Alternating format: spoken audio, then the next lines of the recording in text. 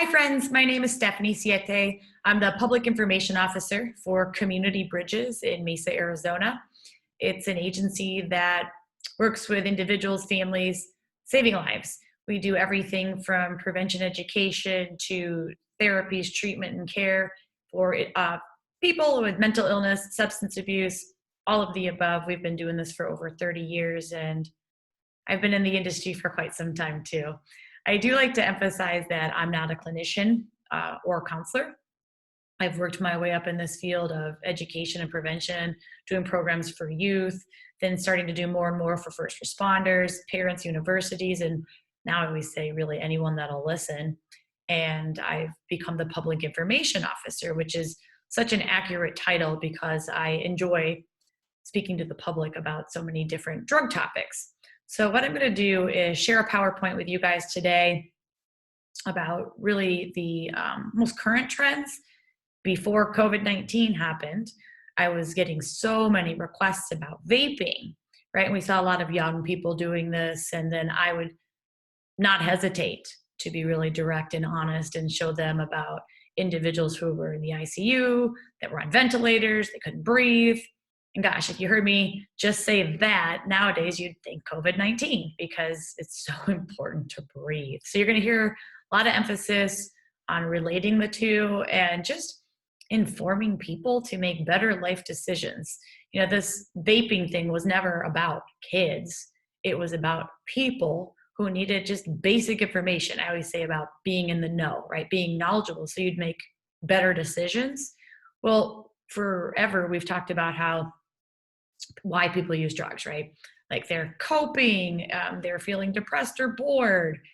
Again, you hear those words nowadays and you immediately think about COVID-19. People are isolated, they're bored, they're lonely, and it just makes me sad thinking about mental illness and suicide rates being up because people are so scared. So I understand how important this topic is, and it really truly relates to everyone. So the other things I'll be talking about are oils, marijuana oils that can be used in vapes. Again, it's just really about connecting the dots, talking about opioids. That's been a concern for years. I think before vaping, people wanted to ask me about heroin, prescription painkillers, and of course, fentanyl. Well, that hasn't gone away, and I'll show you here in some of these opening slides the increase in fentanyl use. And then just other trends like meth and cocaine, I'll be sure that we touch on that because those are on the rise. I've been, again, in this field, truly I've been at Community Bridges. I always hesitate, right? Because it's coming up on 18 years. But I should be proud of that. I should be proud of being at an agency in a field for so long, a field that matters. And I really do love that I have the opportunity to reach, nowadays with something like this, with Zoom, reach more people and benefit, save lives, and help them. So I guess I challenge you as I get ready to start the slides here to not just take this in for your personal effect, right? Not just for your job. I always ask people to extend the cap. If you're doing this for your job, who else matters in your life? Are you coming at this for other loved ones? Notice I didn't just say parents, right? Because it's not a kid problem. Just keep in mind that the United States has been impacted by drugs for a really long time. And all of the stuff that you obtain in this class can be shared with spouses, siblings, neighbors, friends, people you work out with. Just think bigger. That's why I think I've been successful at doing these talks for so long, is I'm good at thinking outside the box and understanding that drugs impact all of us. So I'm going to say goodbye for a little bit and show you some slides about the ever important topic of drugs in existence here in our world. I think it's so important just to kind of start out with when I say our world is I'm going to do my best to really tie this to the most relative things. And I think, again, right now we talk about COVID-19, we're at home, everybody's binge watching. I think, what are they binge watching? Okay, I'm sure everyone's already seen Tiger King. But if you're sitting there messing around on Netflix, it's amazing how many shows are related to drugs. And I'm not necessarily slamming this, right? I mean, I come at it from the educational standpoint. I binged Breaking Bad. I'm done with Ozark. And if you haven't watched that, oh my gosh.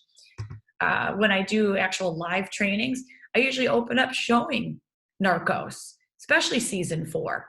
And if you're a first responder and you're not familiar with Kiki Camarena, then go watch Narcos season 4, because it's all about that man and what he did to try to stop drugs in the 80s. And gosh, they called it a war then. All it's done is gotten worse. I'm going to show you that here in a second. But really, I'm just opening up your mind to where we are today, right? We've come a long way since Brady Bunch, Three's Company, I'm really dating myself, right? Cosby Show. But just, TV's changed a lot. We almost need to be monitoring, especially some of these kids, what they're seeing. What are they normalizing based on what they're learning from streaming things today? Jumping right into this. Let's look at the most current data. And I'm sure some people look at the end, oh my gosh, 2018, that is the most current data that is out there from the CDC. And people, decline. It's not much of a decline. I don't want to get everyone too excited about, for the first time in 30 plus years, that we've seen a decline in drug overdose deaths. I mean, that is good, but we're still out of control. This graph only goes back to 1999, when I can tell you, you go to 1980 and 6,100 people died. That said, there's definitely been an increase in use and fatalities, and we shouldn't accept that. We should have higher standards and expectations. When you break it down, watch the news. You don't have to be an expert. You don't have to be in the field to know that fentanyl is out of control. I can remember when I first started talking about fentanyl and people had no idea what it was. But really, a lot of our opioids, fentanyl's in the opioid family, are killing us. And again, when you break this down to basics, again, no clinical jargon here, we need to breathe. Opioids impact our breathing. The number one cause of death is respiratory arrest. People go to sleep permanently. I think this COVID-19 thing is such a wake-up call for people just to make better decisions about chemicals they put in their body, or let's be honest, shouldn't put in their body. But then they're freaking out and they want to cope and they abuse chemicals. So, I mean, I'm just trying to be real with you guys. This is the stats. This is the data. People are using drugs. People are dying from it. And it's everything from our opioids. Heroin still falls into that category. You can see they're the top 3, but cocaine is right behind it. And it's definitely on the rise. Again, being in this field for a long time, all we've ever seen are these drugs cycle around. There's never been a year where they just went away. There's your standout numbers. When I say it's too early to get excited about decreases, again, there wasn't much of a decrease in opioid overdose deaths. It was minute. Still over 46,000 people, almost 47,000 deaths. Here's the thing, you guys. We should all care. We should all care about what's happening out there in the world of drugs, but it shouldn't just be the first responders, yourselves, myself in this industry caring. Lives matter. For the longest time, we were hearing like hashtag this life matters. They all do. Drugs don't discriminate. They will find a way to impact people. It doesn't matter how much money you have or don't have, where you live or you don't. It doesn't matter the color of skin. The face of addiction has truly changed nowadays. Drug use is starting earlier and earlier. And gosh, even just, I'll talk about it here in a second, the gateway drugs, what kids start with, has increased. It's no longer just the big 3, it's kind of the big 5. I'll show you in a moment. But I just think it's important to pause and understand that this is a message that applies to everyone. So take note. Don't just follow along here and listening, but maybe screenshot or take note of the important things that are happening out there. Like this, right? Suicide. I take a deep breath. I never like addressing the fact that suicides are on the rise, and I'm terrified to see the numbers after COVID-19. And gosh, we don't really know when that time period is going to end. But if you look at data, suicides are on the rise. It's not just with our youth. I think a lot of people assume I'm going to talk about youth suicides, and I will.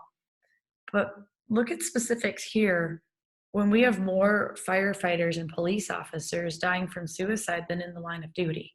That is so depressing and scary to hear. Suicide is the second leading cause of death for people ages 10 to 24. I mean, that's a big span, but bottom line, they're all young. I can tell you not too long ago, suicide was the third leading cause of death for that age group. It's moved up. More teens and young adults are dying from suicide than cancer, heart disease, AIDS, birth defects, stroke, pneumonia, the flu, chronic lung disease combined. It's just overwhelming to hear how many people are not coping, how are not doing well, how are giving up.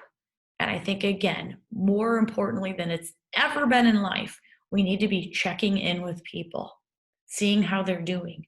Take time to text, call, FaceTime. I mean, I know we're in a period of social distancing, but don't distance to the point of isolation and not reaching out and helping, because we want to see these numbers turn around. We want to see them decrease. A moment ago, I mentioned gateway drugs. I can remember when I first started teaching, we would talk about the kiddie drugs, alcohol, tobacco, marijuana, what the kids were starting with first. But now, I mean, add on prescription drugs because it's in every house. Vaping. I mean, true story, when I first started teaching this stuff out of college, we were trying to get a decline in the smokers. And we did it. We got smoking rates to drop with our kids, but then along came these new vapes or ENDS, electronic nicotine delivery systems. And again, we'll look at that closer here in a moment. But kids have options, and we're still seeing about the average age of 12.5 is when they're starting this. Again, I could go in so many different directions talking about substance use, addiction, behaviors, but just some of our, putting, as I would say, connecting the dots. If we're starting at 12.5, we're not fully developed physically and mentally. We've heard so much different data about the brain really reaching development at age 25. Okay, if we're using at 12.5, that's only the halfway point. I think some of the bigger goals are pushing back that first onset, delaying use. So again, if you're sitting there listening to this, this isn't just about how to identify the problem. I think it's how to prevent the problem, how to start intervening, how to start working with our youth in any capacity, whether they're your kids, the neighbor kids, nephews, neighbors, what have you. It's just important to start talking earlier. Because now let's just jump into the trends, right? I think it's interesting that at first they were saying this vaping illness, it was mysterious. Well, when you break it down to common sense, it's really not that mysterious as to why people's lungs looked clouded. It looked like they had pneumonia, and all of a sudden they couldn't breathe. It was just, I think, scary that it expedited, that it happened so quickly. I mean, there's no way you should see young people in their 20s on machines, on ventilators, having assistance with their breathing. Again, I pause, right? Because nowadays, ventilators, there's a shortage of them. All of a sudden, this new illness came along, this new virus that attacked our breathing. We're just being reminded so much today about why it's important to make good decisions so that you can breathe. How do we instill that message into that young brain that hasn't been exposed to much life experience, when they're not going to reach full brain development till their mid-20s or after, yet they have the opportunity at 10, 11, 12 years old to use these products? And we've got high school kids that we're selling to the middle schoolers. Maybe that's not happening now because they're not at schools, but this stuff is out there. It's not going away. They can buy it on the internet. And I pause at this picture for a while just to let you see that that's not the way to live a life. There's an evolution of drugs that's happening, but there's also just an evolution of devices. And I'm going to break that down and talk to you about some of those different devices that young people are using. Now, I say young, everyone knows this, but Juul was so popular with the teen population.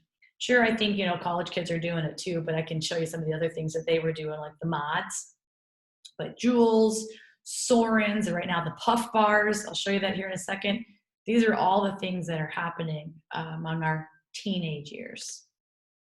There's a lot of acronyms when it comes to talking about vaping. It's things like electronic nicotine delivery systems. I think it's important to hear and say that, especially with those that are potentially using it. They need to hear it's nicotine. They need to hear it's electronic, because we're going to look at how these things blow up and how much nicotine is actually being put into the body. Basics. The chemicals that we find: water, flavor, nicotine, and propylene glycol. Those are the basics that we find in these devices, right? Sure, water doesn't sound dangerous. We're heating it, it's flavored, it's more enticing. The nicotine's what we get addicted to. The propylene glycol, nasty cancerous chemical that gives the visual effect. And here I am utilizing Zoom to talk to you. What I mean is, when people use this and they video the shapes and the designs and all the just cool vape that they exhale, they'll video it and post it. There's literal social media pages dedicated to stuff like that. I think some of the things to point out now, though: flavor. It's not like, hey, 5 flavors. There are thousands. I've heard anywhere from 7,000 plus flavors that one could obtain to use their vapes.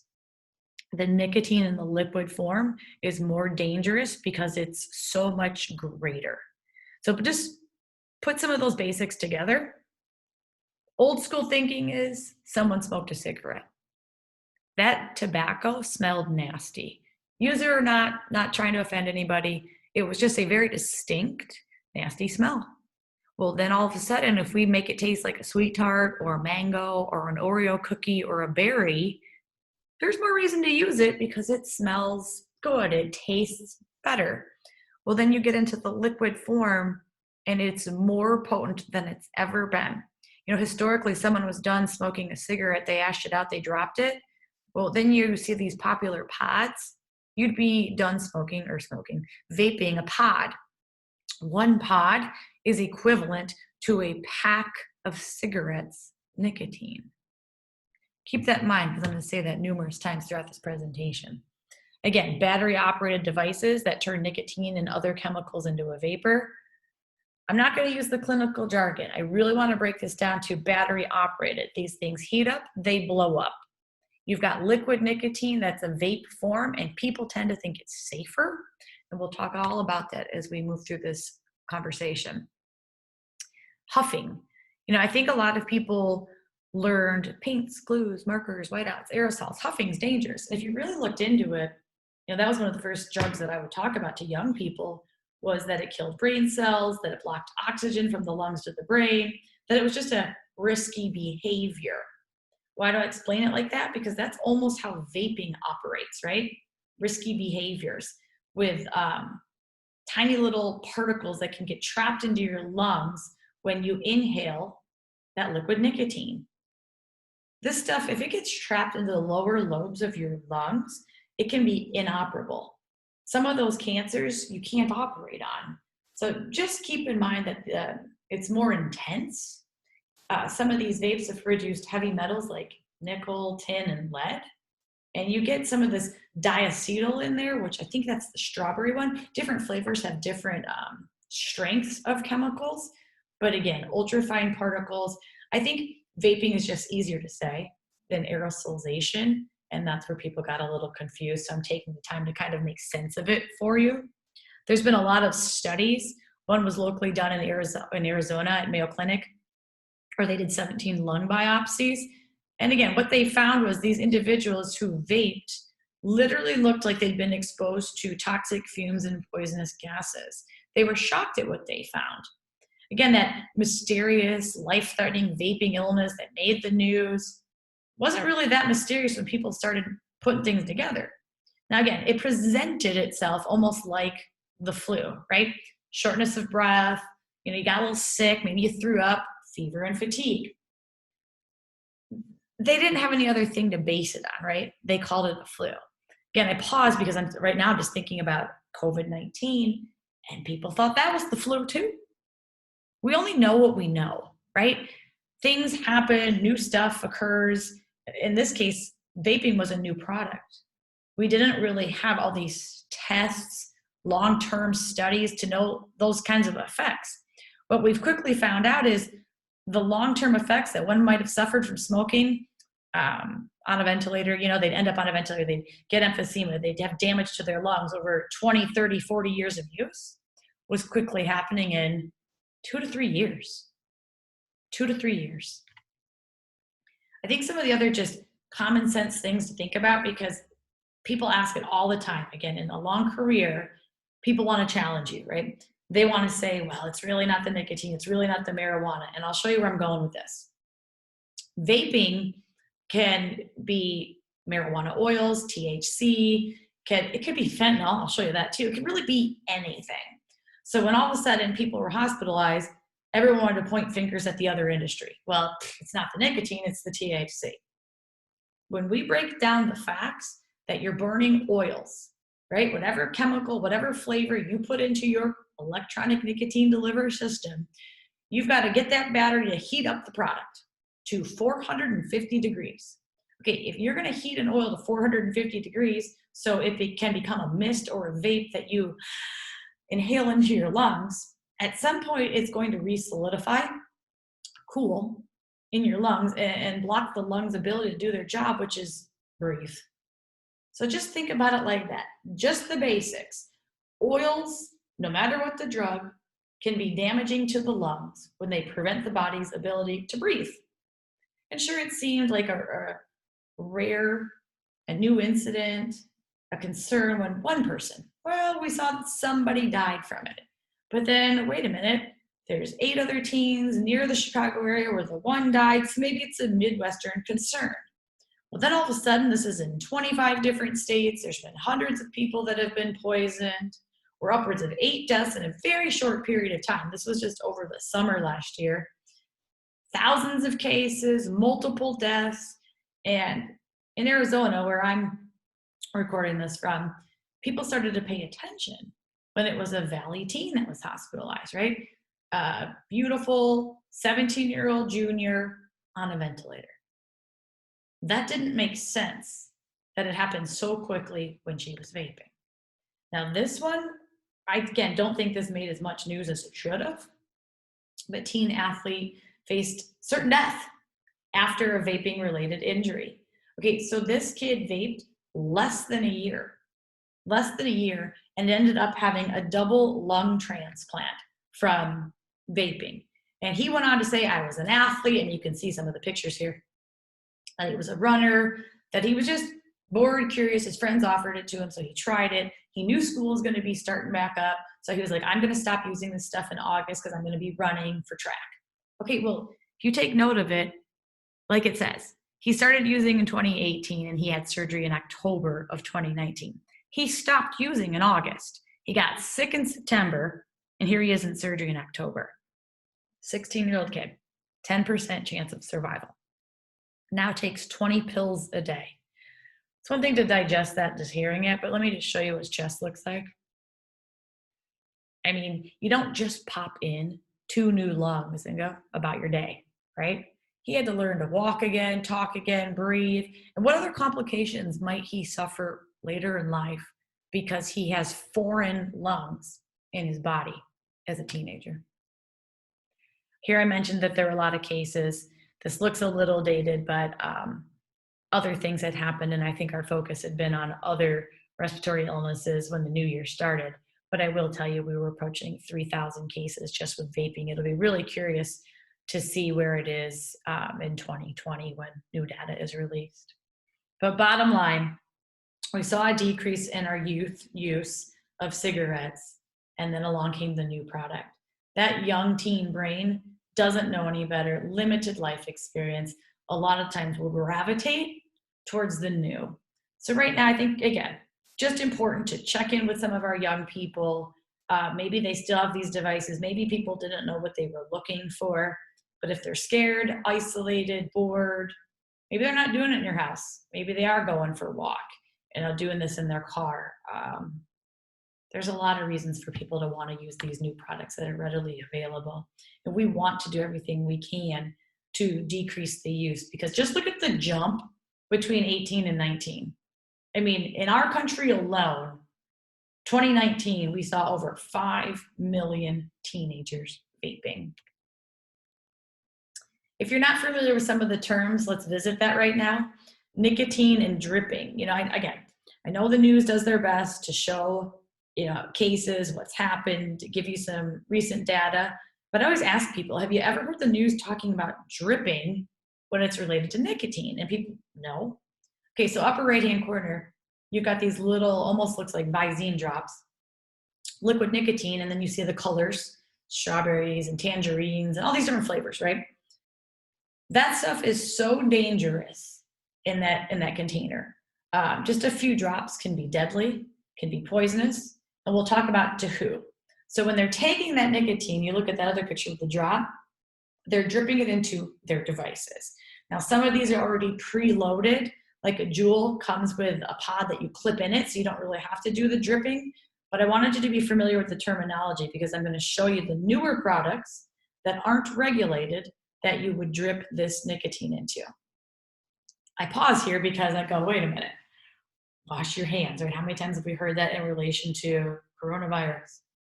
I was saying that for so long because of user error with nicotine and dripping. What if you drip this stuff to your Sorin, into your mod, into your different device, and it seeps down the side and you get it on your fingers, get it on your hands, and you didn't wash them. But then you ate your sandwich, rubbed your eye, touched your face. This stuff would be so damaging to an eye. It's so toxic, poisons. Or if you, like I said, ate it because you didn't wash your hands. The whole washing your hands thing has been so important for so long, but I'm kind of glad that we're talking about it daily now as a reminder. So you get into some of these devices, or you get into some of these products, and you see why a kid would be enticed, right? Like, it tells you it's gummy bears. It's not just with marijuana, but some of this is liquid nicotine. You can see how some of these products are meant to look like something else. So they're easy to hide, they're easy to conceal, they're easy to get confused with, but they also entice young people. These are some of our e-liquids. Juice, salts, Nick salts. I'm trying to say some of the names that you would hear. Nick salts are really strong. They're a form of nicotine that is really just the process from the leaves or the juice that you can put in all of these flavors. So they're more potent, and we talked about how much you're getting in some of these pods. But let's just pause and look at this picture for a minute, because I've got you thinking about young people purposely using, when the reality is, how many others are accidentally poisoned? Children, toddlers, family pets. I'll give you some examples, right? Someone puts their vape devices, their disposable puff bars, their pods in their backpack, and they leave it on the floor. And along comes the family pet or a little toddler. I know of a case where a teenager didn't want to get caught. He had a device in his hand. His parents came into the room. He stuffed it in the couch cushions, like in between the cushions. Didn't go back and get it before the dog did, the family dog. The dog ate it, got poisoned, was rushed to the hospital, seizures, throwing up, and died. What we're really trying to prevent is someone from dealing with that kind of a trauma. You know what I mean? Like, I would hate for a teenager to have to live with that feeling that they're responsible for someone else's poisoning or death, especially if it's like a 2-year-old who goes, oh, well, that smelled like bubble gum. And we all know little kids put things in their mouth. So I guess I always teach these classes, not just about what is this device, but bigger picture about how it can impact and hurt so many other people. Here's some of the most recent data. AAPCC, American Association of Poison Control Centers. If you want to go check them out, add the .org. They'll give you a lot of hazardous, poisonous material trends. And as you can see, as we wrapped up 2019, was the biggest year in calls that they received about liquid nicotine poisonings. And not everybody calls this in. So I just wanted you guys to see it's been on the rise, and curious to see where we go in 2020. Maybe some of you heard as we wrapped up 2019 that there were bans put into place, right? That the president decided they're going to ban vaping devices. And I think if you don't read the fine print or pay attention, you're like, oh, that's great. No, it was very restrictive. It was a partial ban. It only restricted some of these devices like the Juul, right? The preloaded pods. But then all they did was increase the use of the ones that you could drip into, the disposables. I'll show you what I mean here in a second, but Juul was the one that took most of the hit on this one. So we saw a decline in it. And if you weren't familiar with Juul, here you go. I do think it's important to look at how it's packaged. So that box is literally your starter kit, right? You've got your Juul, you've got your pods. Maybe some of you heard me say a little bit ago that one pod was equivalent to a pack of cigarettes nicotine. Well, your starter kit for under $40 comes with 4 pods. You basically have 4 packs of cigarettes in your starter kit with this thing. It looks like a USB drive. It charges just like one of them. And you can see what was going on with this from the get-go. They were trying to make this appealing, enticing. I mean, it's slick, it's savvy. It looks like an iPhone package. It was marketed towards a young audience. And if this device were sitting on a desk, you can see why adults would overlook it. Their CEO in this image here is no longer, but I think it's interesting that after he left, you can see some of his comments about not wanting his kids to use these products. And then there's a lot of things actually on Netflix, you know, back to opening up about how many shows are about drugs.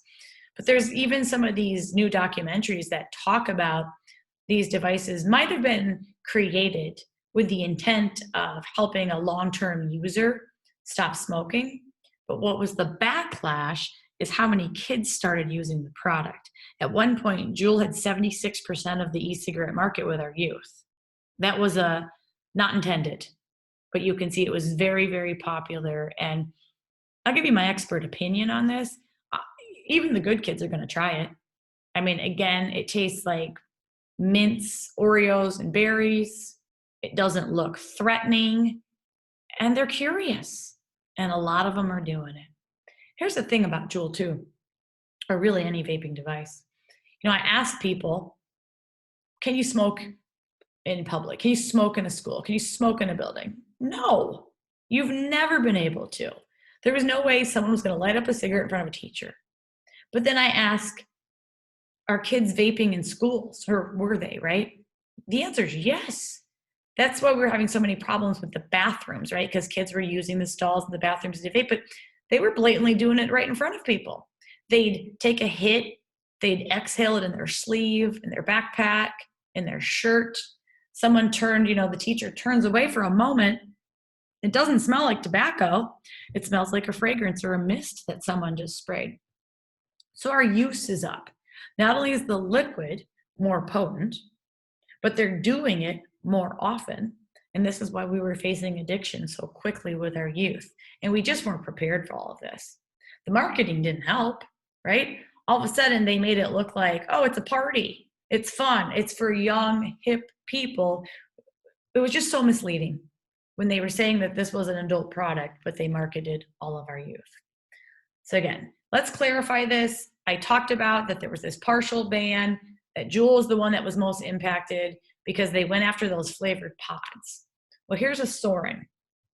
You take that liquid nicotine and you drip it into the device. So this is not a preloaded pod. There's a lot of risks here, right? Like if you, again, spill, it seeps down the side, you use too much of this stuff, this is not banned. You move that little red tab there on the bottom picture, and there's a tiny little hole the size of like a nail head, and that's where you're dripping in this liquid nicotine. So again, you can see how easy it is to spill this. This is like the size of a credit card. Some of these actually look like highlighters when they're like a little circle. Again, this could be in a bag and you would completely overlook this. But again, not banned. Not banned. All of the liquid nicotine that you could buy and drip into your products is not banned. Mods, you might see this in like older, and when I say older, more of the 20 to 30-year-old crowd. You unscrew the top, you can see the clear there. Those are heated coils where you would drip your liquid nicotine into. You screw the top back on. This thing almost operates like a phone, right? Powered on the top, you've got your buttons up and down. Well, this is where you get to manipulate your wattage, your heat, your nicotine. All you're doing with a mod is modifying the features. That's where the names actually come from, this stuff. Puff bar.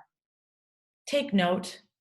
I mean, this is where children are, I mean, my neighbor kids, 14, 16-year-old kids are validating how prevalent this stuff is. They're like, oh, Juul's out, but puff bars are in. Everybody's using liquid-filled cartridges, but now they're in a pen-sized version, as opposed to looking more like a USB.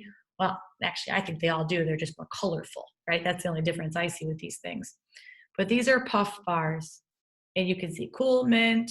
I like the OMG name, right? Orange, mango, grapefruit. There's tons of these devices that our kids would be familiar with because they operate similar, but they didn't meet the ban requirements. So other things that are important to point out is puffs per pod is going to be different, but they do average per pod about 200 puffs per pod. But again, I keep saying that that's, like a pack of cigarettes nicotine, so that makes a lot of sense. These are just some examples of other new devices that are popular with our young people. I guess here's your forewarning, right? Graphic device or graphic photos. There's a lot of graphic outcomes that come with using these devices. They blow up. I'm always shocked that this doesn't make the news more, right? In this case, you got a 16-year-old kid, uses this device, it blows up in his face, he's in the hospital, learning to breathe some more again, but he's considered lucky, right? Like, I pause on this because I go, how is this lucky? He's lucky because he had his glasses on at the time of the incident. So what they meant was it protected his eyes. The little pieces of the device didn't shoot into his eyes and cause blindness like it did in this case. This kid ends up temporary blindness because he doesn't have glasses on. You got kids losing their teeth, blowing apart their hands. Again, these are like small bombs. I mean, literally, right? Because lithium batteries that blow up, people were worried about these things in what were they called? Hoverboards a couple of years ago. Those blow up at your feet. This is your mouth. Now, again, there's different types of batteries, but I will show you even the battery packs come with warnings about how you shouldn't charge this stuff overnight or near your head covered up because they can blow up. This guy lost an eye. Things we don't think about. Lost 7 teeth. Ripped a hole in his tongue. I know this isn't the prettiest picture, but it's a reality, right? You're putting a small device like this in your mouth, there's a chance that it blows up. Here you have a surgeon thinking that a 17-year-old had a gunshot wound to his mouth, when the reality is, nope, it was just a vaping device. But the surgeon thought it looked like a close-range gunshot wound. I always say, ladies, for the most part, we carry everything in our bags, purses, what have you. But guys, it's pant pockets. So there's my car keys, my cell phone, some spare change maybe. If you've got a vaping device, all it takes is click, click. Something clicks into that, it ignites, it blows up. In this case, still image of an individual at a gas station checking out. Well, good thing he wasn't standing near the pump. These devices blow up. This is probably one of the worst places you would want there to be a vape explosion, on an airplane. Think about it. Altitude, pressure, if people are putting these in their check-ons. I mean, I know they tell you not to, but are they thoroughly checking? Clearly not. What if you're driving? Device just blows up right next to you, maybe in your lap. We had a case here in Arizona, and Tempe Fire would tell you, the device blew up in the gal's lap. And it sounds stupid, but she was scared, right? Small like bomb explosion in her lap. She jumped out of the car hit something else. I mean, you can see the ripple effect of this stuff. People have died from this. Here's an individual out of Florida that died when this thing blew up. He literally died from a projectile wound to his head. Think about it. The device blew up with such force, it embedded into his skull and knocked him out. He caught on fire, he was unconscious, and he burned to death. There's another young 20-something-year-old. This thing blows up, severs an artery, bleeds out and dies. I actually don't hold back. I don't hesitate explaining this to especially our youth. Understand that you don't have control over this thing, if it blows up and it knocks you out, if it severs an artery. I mean, we've got to start almost speaking to our youth like young adults so that they understand true risks. I think one of the reasons I've made this into a career, right, been successful in this field, is because I'm not big on telling people what to do. I'm big on informing them so they can make healthy, educated decisions. And the sooner we start teaching reality, I think the better off we'll be. Kind of like me just showing you some of the warnings that go with the batteries associated with vapes. I mean, it basically tells you not to charge it overnight. Isn't that when most of us charge our phones? It tells you not to charge it with anything else and to keep it covered up. Cover that battery up if you're going to charge it long term because it could blow up. So I guess as I wrap up just kind of talking about vaping, what do we actually really know about this stuff? We're learning as we go. You know, we don't know that it's safer. I mean, we kind of know that it's not. It's just products that are out there that are making money. And you asked me to talk about drugs in general. The success of drugs is always two words, right? Addiction and money. People make money off of other people's behaviors. And if you get physically addicted to something, you'll pay any price. Why would I put medical marijuana on this slide? Well, again, a lot of people are using marijuana, which we'll talk about in these devices. And I think it's so misleading when you throw the word medical in front of marijuana, and the guidelines are just so different in every state. You know, we really don't have one concrete law about marijuana, and we'll talk about those chemicals here in a moment. But bottom line, we just need to start educating ourselves a little bit better, because I don't want people to be misled thinking e-cigs are safer and marijuana is medicine, because then you're going to entice a lot of people early. BHO, butane honey oil, butane hash oil, can be said either way, but there are a lot of slang terms associated with the new marijuana. There are just a lot of changes. I think a lot of people think, you know, immediately, oh, 420, that's associated with April 20th and marijuana use. 710, July 10th. I'll tell you right now, is the new oil. You were to write 710, 710 and flip it upside down, spells oil. I'm literally trying to show you some of the acronyms or slang associated with a newer product. Marijuana is no longer just, I mean, it can be, but it's no longer just a leafy green product that one puts in a joint and smokes, right? You got dabs of wax, hits of butter, shatter, oil, goo, all these different concentrates. I think your biggest takeaway is really understanding that this oil-based form of marijuana has a very high quality THC level. So THC, this is basically, you wouldn't get high without it. Like if I really just summarize, that is your high. And I try to put in a big print here that it's upwards of 90% nowadays. That's why people use this butane to cook their marijuana into this format. Because old school, right, we go back into the 70s, 80s, and 90s, and I will put those decades together because we're looking at single digit purity of THC. There has been a significant increase in the potency of THC. Sure, people laugh. Oh, you got the munchies, you know, you were acting silly. Like you weren't really, you know, high in a danger to yourself when this was so low potent, 2% smoking a joint. But nowadays, people throw the word synthetic drugs out there, and I still think people think bath salts. Synthetic just means man-made or chemically altered. Our marijuana is chemically altered nowadays when you're cooking it like meth, when you're using butane to cook this stuff. And I'll show you what I mean here in a second. THC, I keep saying that one, right? Tetrahydrocannabinol. That's your psychoactive high. I need to say that again. That's your high. It's got a psychoactive ingredient. The greater, we went from 2%. We didn't go to 20%, 50%. We're upwards of 90% now. People are going to have a reaction to it, right? How many times have we said like drugs are mind-altering substances? Well, it didn't really alter much of your mind if it was 2%. I want you to understand, digest, realize that this increase of upwards of 90, and teaser, I'm going to show you 99% here in a second, how potent THC can be. Now, this is not medicinal marijuana whatsoever, because this is a psychoactive high. You can't go anywhere nowadays. Well, literally, right? Haha. You can't go anywhere. You can't log onto things. You can't. My point is, you're seeing CBD. I was going to say you can't go anywhere without seeing CBD, cannabidiol.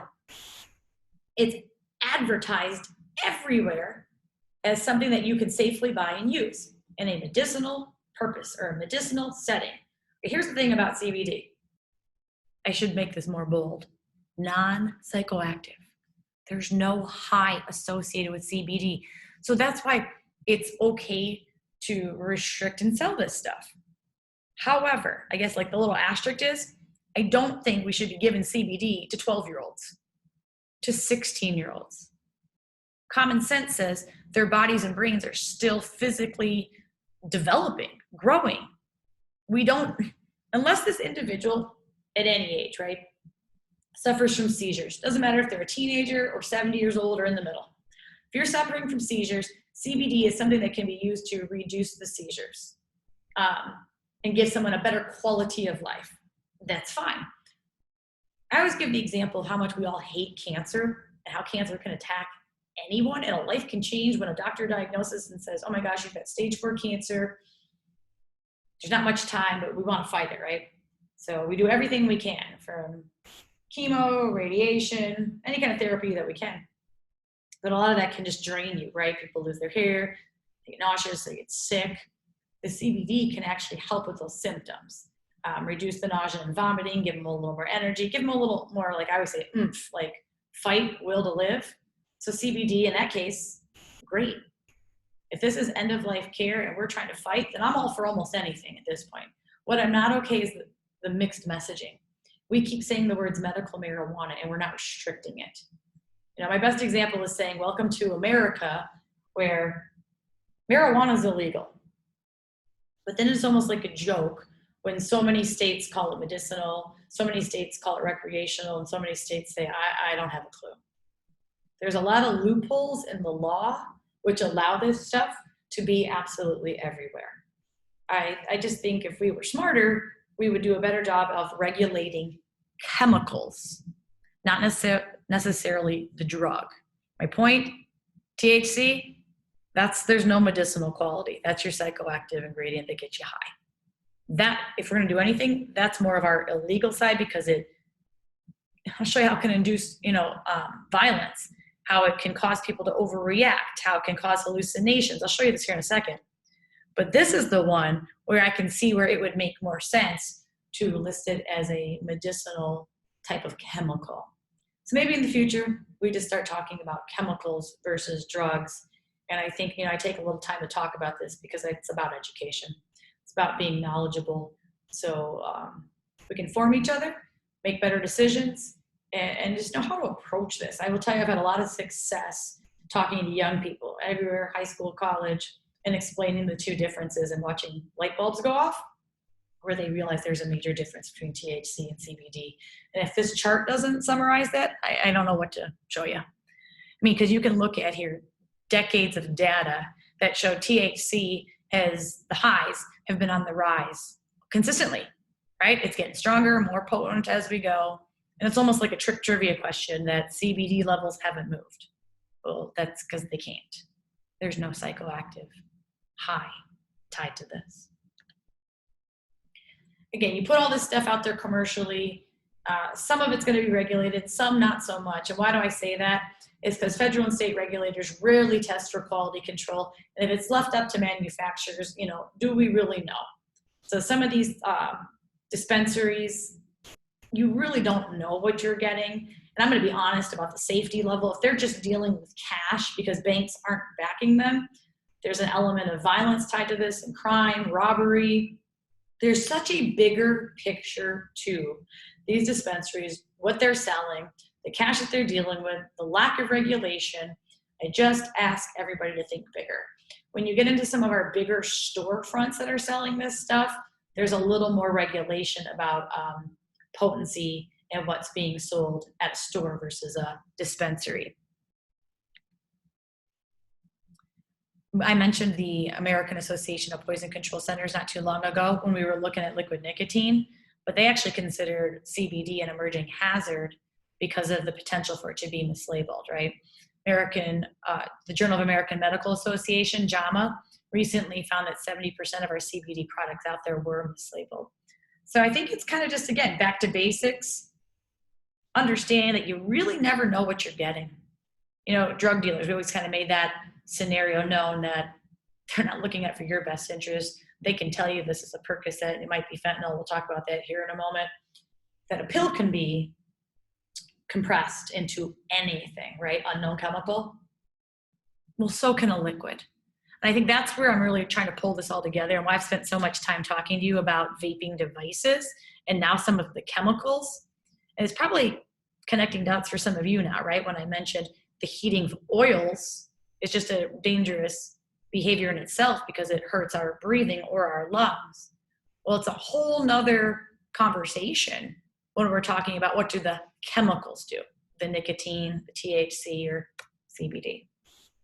Here we go, more acronyms, right? BHO, the butane honey oil. I really do just want to touch on the process of this stuff. It's dangerous. Like we learned, especially if you're in the fire industry, right? You learned how dangerous a meth lab was because people cook this. Well, they do the same thing when they're cooking marijuana.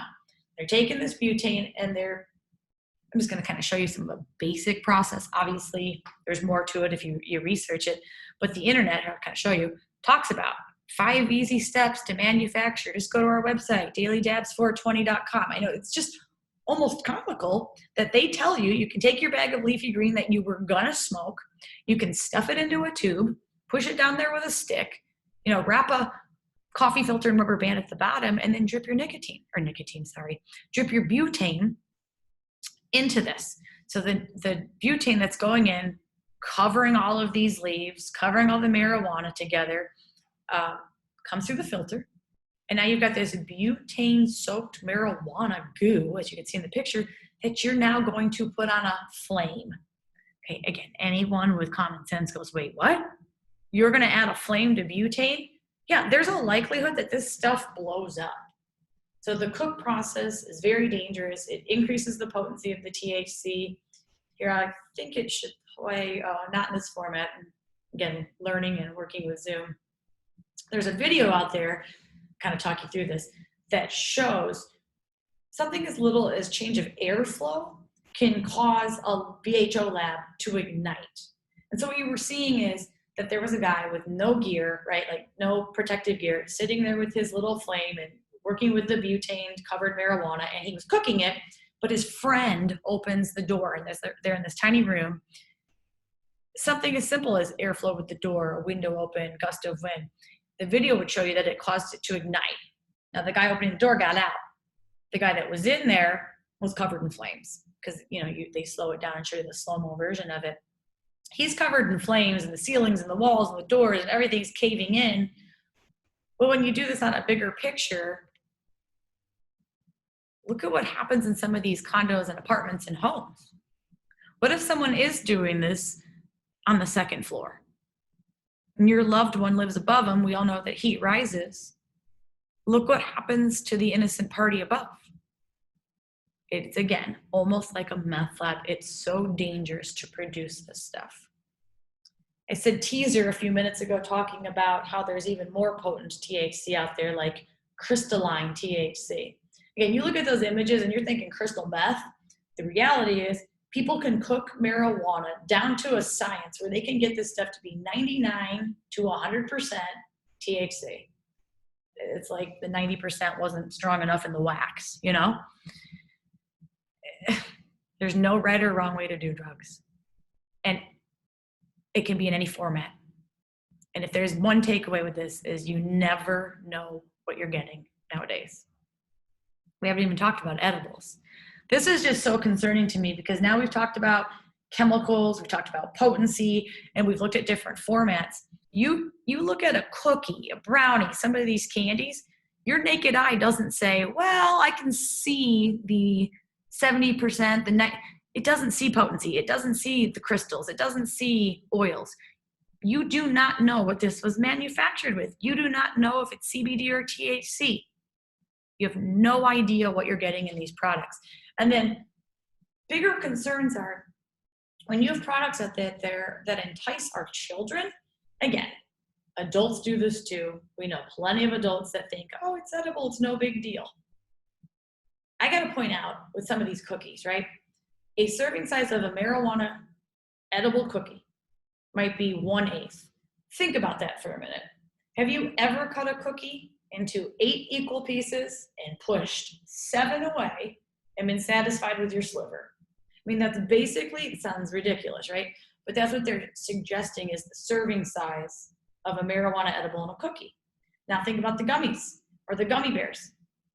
Have you really ever just eaten one? Now again, go be a teenager, be a college-age kid who is invincible, limited life experience, doesn't even think about it. Maybe they've been drinking and they consume high doses of this stuff. What about the kids in the house? What about the 8th grade kid, because these are cases, right? 8th grade kids that bring them in their backpacks, they stole them from their parents or their big brother and sister, and now they're sharing them with their friends. Or again, we go back to the little toddler or family pet that puts the stuff in their mouth and gets poisoned. I always show this slide. I'm not there with you live, but I know that there's always a snicker or a giggle about pot or pop tart, right? But I gotta get you to really pay attention and understand why this is so frustrating. You can probably hear me hitting my fist. I get so mad about this. Consumer confusion. You could see why Hershey's sued, why Kellogg's sued. You've got an industry that claims what they're medicinal, that they're legit, yet they're targeting our consumers with confusion.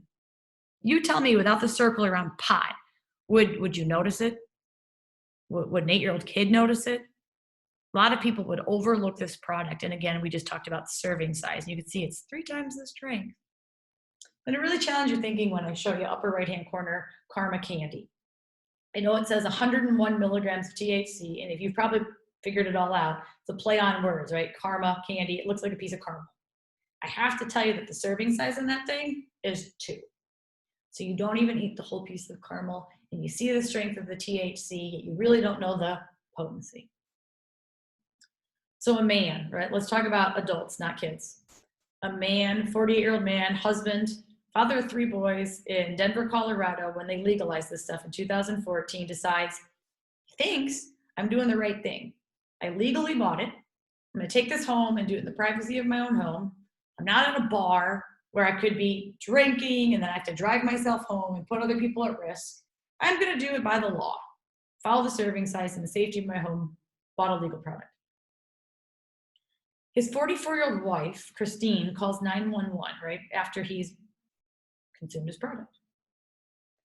911 operator answers, and Christine's freaking out. She's like, my husband ate some marijuana candy. I know it's legal, but he's acting crazy. He broke glass windows in the house. He's crawling through the glass. He's talking about death and dying in front of our 3 boys. This is what they're watching their father do. Like, they're seeing their father's behavior, hallucinations, freaking out. She's like to the dispatcher, is there anything you can do to help us? The call ends 11 minutes in when he takes the family gun and shoots her in the head. Colorado dad pleads not guilty to shooting his wife dead in front of their 3 sons after hallucinating on pot candy. Dispatcher heard him talking about the end of the world. Even though I have no audience in front of me, this always gets to me. And I've said this story for years because it's a couple of years ago. Gets me even more when I show this picture. That these boys will grow up with really no one, right? Mom's gone. They watched dad kill mom. Dad was under the influence of a legal substance that mind altered him severely. And this is where I hope all of you are connecting dots and realizing there's a big difference between 2 and 3% THC and 90 to 99%. The marijuana of today is more potent than it's ever been, yet it looks safer because it's in food, candies. So again, all I really want to do when I'm teaching these classes is challenge your thinking, get you to understand how bad, how dangerous, what the risks are with all of this stuff. I mean, there's multiple cases. You can look this up. I mean, there's been other young kids, 19, that's a kid, utilizing these products. Oh, I went to Colorado, I ate cookies, but then jumping to their deaths from buildings. 23-year-old kids on family vacations, eating edibles, shooting themselves in the head. I mean, I do seminars all around the country, and I've heard multiple stories. And I think it's just a matter of being knowledgeable about today, right? I can't say it enough.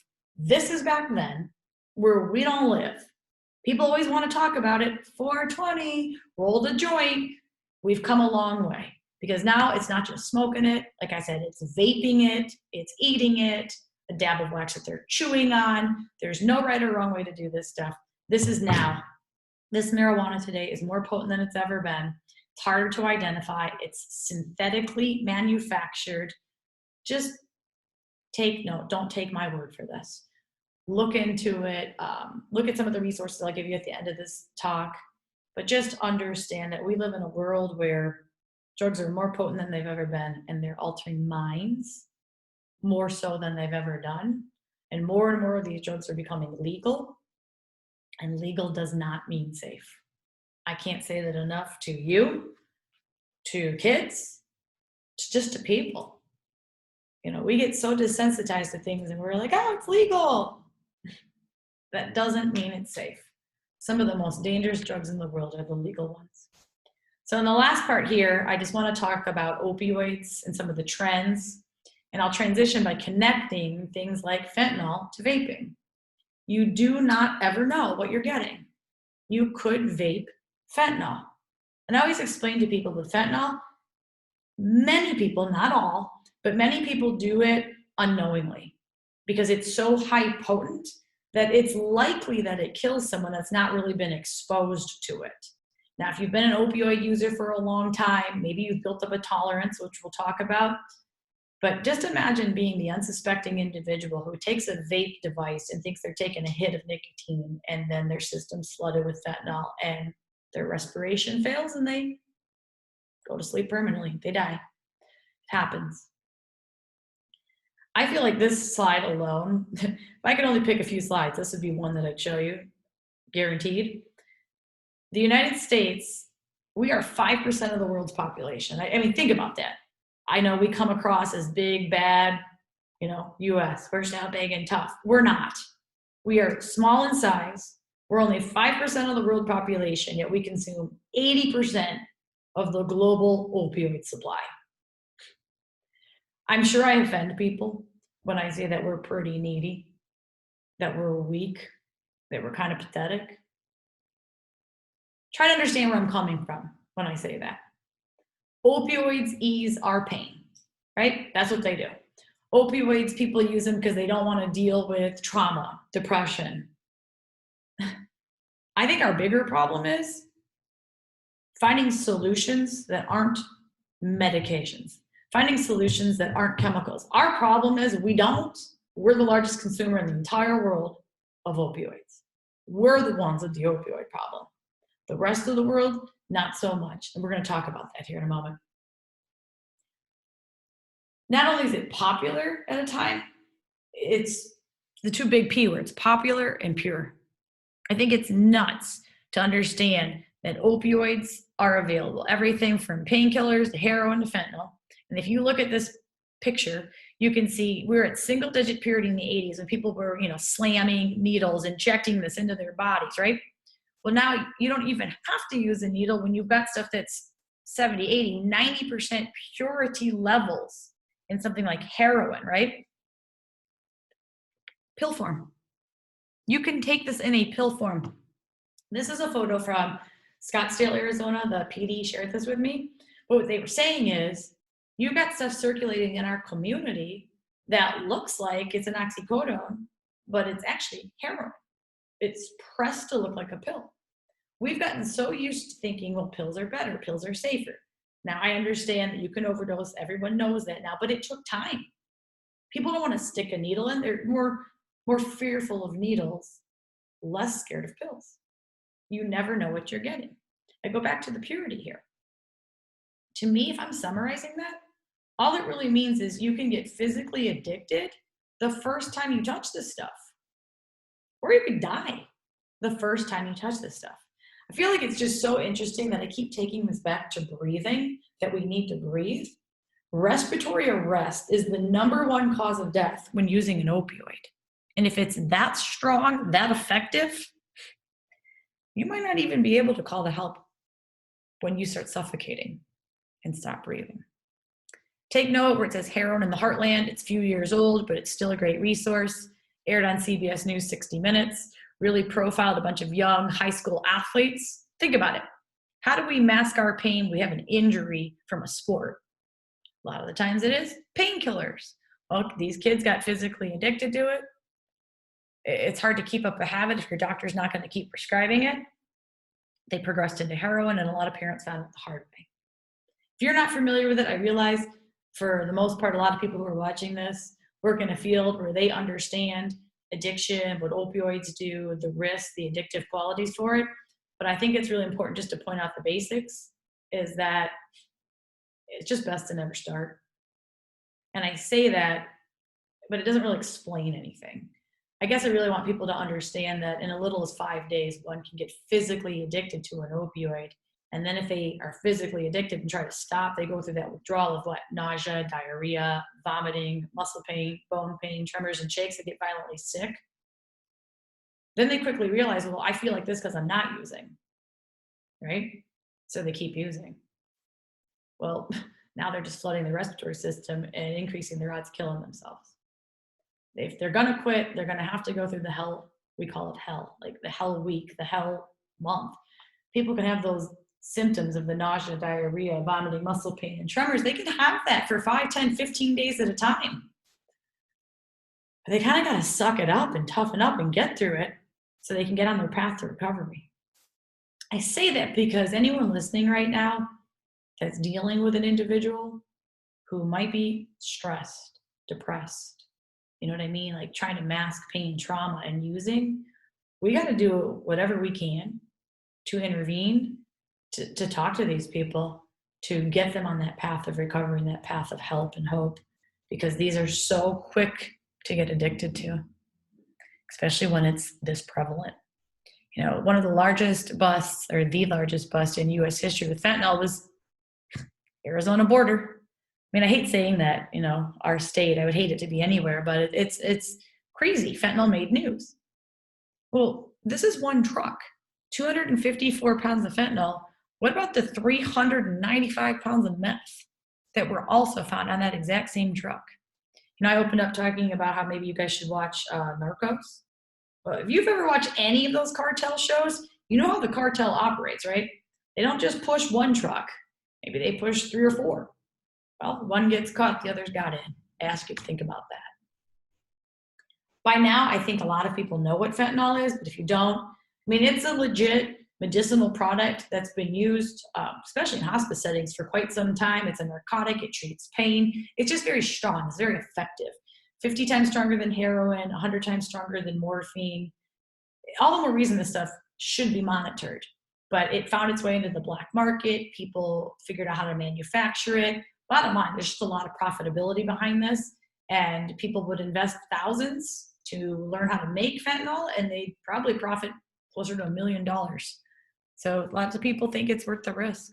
Let's just quickly look at some of the images, some of the types of fentanyl that are out there. I could sit here and read this all to you. The reality is, here's some pictures. You've got obviously pills and crystals, but the lollipops, patches, that's the stuff that was there in medicinal setting for decades, right? It looked like a lollipop, but that actique was really more of a swab for the mouth. Like you would swab it because it's so effective, right? It's more about microgram versus a milligram. But say this finds its way onto the streets and people chew it or bite it, they're probably going to kill themselves. Patches, right? You would put this on the skin, it would absorb through the skin in small dosing to ease pain. I gotta be careful how I say this, right? I would never really want to give ideas, especially to young people, but they chew it. They take the gel out of the patch. Like they cut that out of there. They'll put this in drinks and drink it. There's, again, no right or wrong ways to do drugs. I was an adjunct professor. I had college kids that would say they would put this thing on their skin and then take a hairdryer to heat it up to absorb it faster. Crazy. I look at those M30 pills. The M30s are still pretty prevalent, but it could really be pressed with absolutely anything. Here in Arizona, one week they were blue, the following week they were red. So you really never know about this stuff. So this can be dangerous to touch. We'll talk about that right now because that's a deadly dose. I know this gets confusing, so I want to be real clear about this. It doesn't mean you touch it and drop dead. This goes all the way back to everything we've said with every drug example we've given, with the whole COVID-19 thing too, washing our hands. If you unwillingly, unsuspectingly picked up something, thought it was a pill of Percocet, thought it was a pill of, oxycodone, and it ended up being fentanyl, that could be dangerous. Now, pill format, you take that oral medication, you could actually die from that because it's such a high dose. But say, you touch it, don't wash your hands, and you rub your eyes. You touch it, you don't wash your hands, you eat food. That's how this can end up being pretty deadly. It's why universal precautions for all of our first responders. But now, I've got to be telling teachers that. Even parents don't want to reach into a backpack and touch an unknown substance and get poisoned from this. Or again, let a family pet or toddler eat it. I say toddler, right? Look at this. This was actually found by here in Arizona, Surprise Fire. It looks like Play-Doh, but it tested for fentanyl. So it can be any format. And you can see my concern here is that a child might pick this up, especially if they're little, put it in their mouth, and it's deadly and poisonous. The most recent data I could find about fentanyl kind of shows you right here, bottom line, summary, it's on the rise in terms of use, in terms of deaths. There was a period of time where we didn't really even know what was going on because it surged so fast. I know specifically that one year there was just a couple of cases with the cartels and they didn't really have this on their radar screen, and then boom, it just was there. So fentanyl nowadays, we're seeing it come in from not just Southeast Asia, but Mexico. There's so many different shows that you can learn about this stuff. But at the same time, just like me showing you people manufacturing marijuana because they learned about it online, they can learn about chemicals in the same way and learn how to create this stuff. And cartels or dealers know, again, that they sell it for high dollar. And if it's like grains of salt, minuscule amounts, they can sell a lot and make, tons of money off this stuff. Kind of start to wrap this up, talking about the impact, what it really does to people. I hesitate to show these pictures because they look like, the good pictures, the portrait pictures of people when they were alive. Philip Seymour Hoffman, a lot of movies, successful actor. You look at that picture and yeah, you recall him. The picture I want you to think about is when he was found dead. He was found in his bathroom on the floor in his underwear with a needle of heroin stuck in his arm on Super Bowl Sunday. And 3 boys were waiting for their dad to show up. But dad was dead on the floor. River Phoenix. We never will know what his potential could have been, right?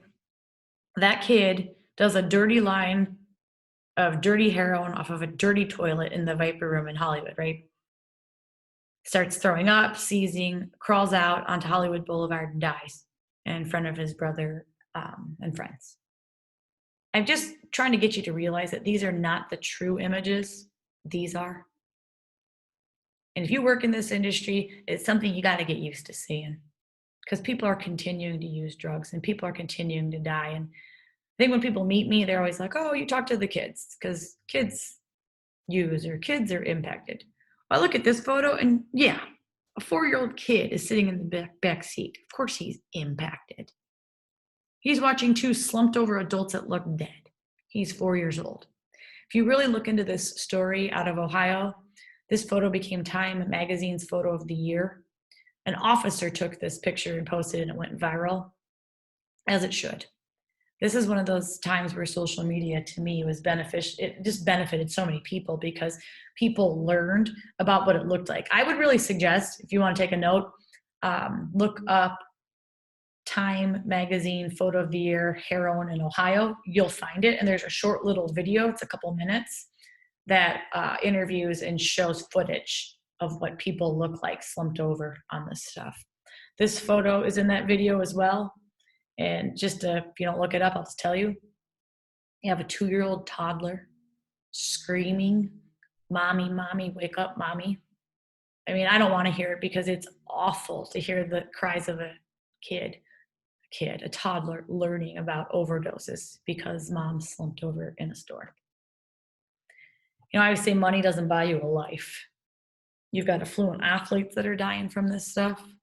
He was supposed to report to the game and be out there pitching, and young upcoming pitcher Tyler Skaggs is found dead in his hotel room. Alcohol, fentanyl, oxycodone overdose. He probably didn't know he was taking fentanyl. Here in Arizona, we had some cases where 16 and 17-year-old kids were involved. And really, the short but to the point is that you have these kids thinking that they are using and selling Percocet. Pill form, they think that they're using Percocet. 16-year-old kid ends up being a dealer, right? Because he sold the deadly fentanyl.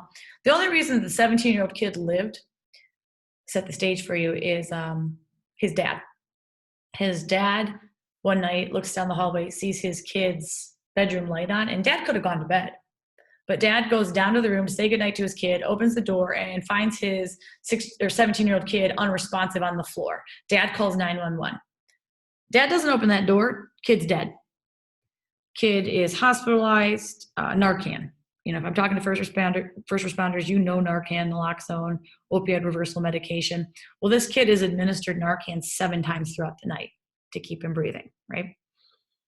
He says what he took, where he got it. They do a welfare check on another kid, and Monday morning they show up at this affluent school. And they arrest this kid because they find fentanyl in his locker and in his car. It was a really big story here, and people were shocked that it was an affluent high school. But you know what? It can show up absolutely anywhere. And also, some of the last things I'll conclude here is just getting you to understand that there's a lot of family members to fentanyl. Maybe some of you recall a decade ago when people were concerned about spice because it had so many derivatives, molecules, or legs. This one came out, it's illegal, but this one's not. Well, just take note of fentanyl. Furofentanyl, acrofentanyl, carfentanyl, U4770. I mean, there's so many numbers, names, acronyms tied to this stuff that you never know what you're getting. And I don't know that drugs will ever truly go away when people are so creative. And, I conclude with looking at something like the big synthetic, right? I mean, methamphetamine is truly your first synthetic drug.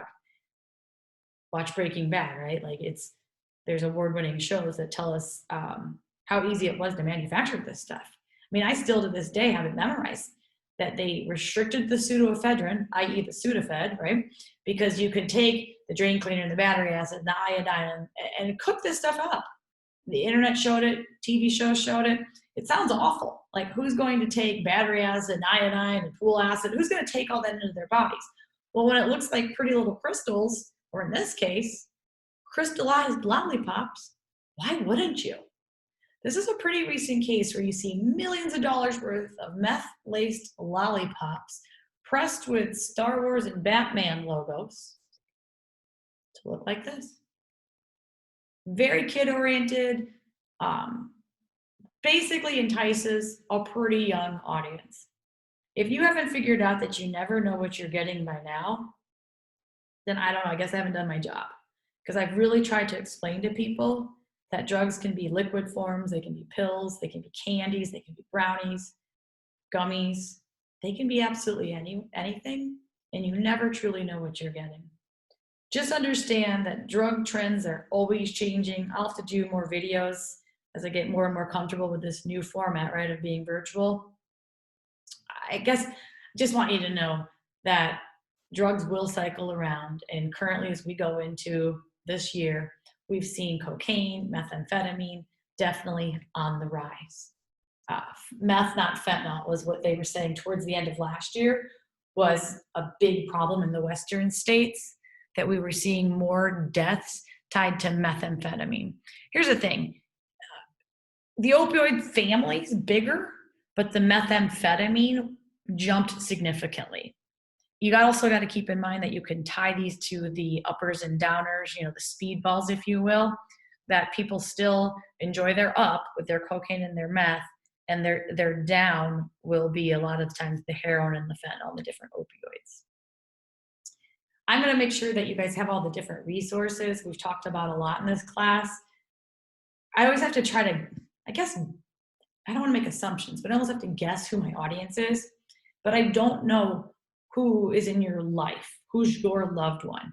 So vaping isn't just a kid thing, is my point. It can be an anybody thing.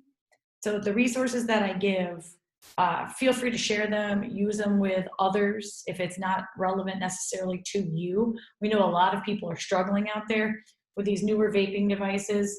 We don't really have new protocols for helping people quit because it was so new, right? I mean, this question always makes me kind of giggle. How do you quit the product that was supposed to help you quit? I mean, that's how they marketed this stuff. So again, when you've got high potency nicotine going into the hands of kids more frequently, professionals just weren't ready for nicotine dependence in 15-year-olds. So we're still learning that, you know? And for those of you hearing this, if you've got a young person in your life, make sure you just give them the basics. I know they don't want to be told what to do, but a lot of times the information is just helpful. Understanding that there's more nicotine in pods, that there's more nicotine in these like nic salts and pens and liquids. And you're doing it more because it's less noticeable at school or wherever.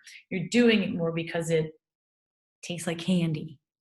So again, the addictive factors and qualities will add up when they're using this stuff.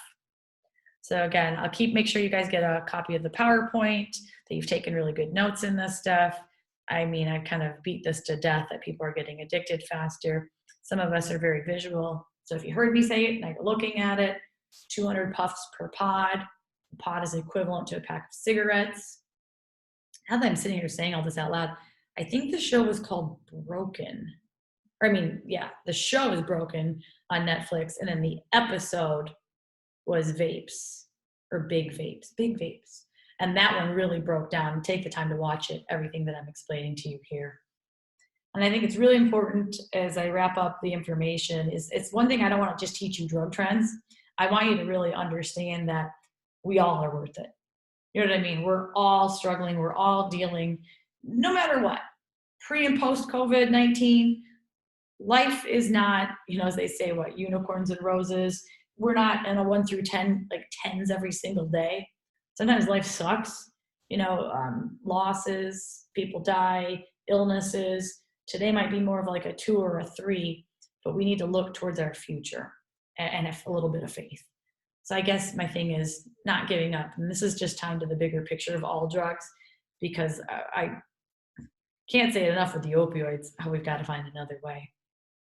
When it comes down to the nicotine, it's just, we're kind of going on old school theories.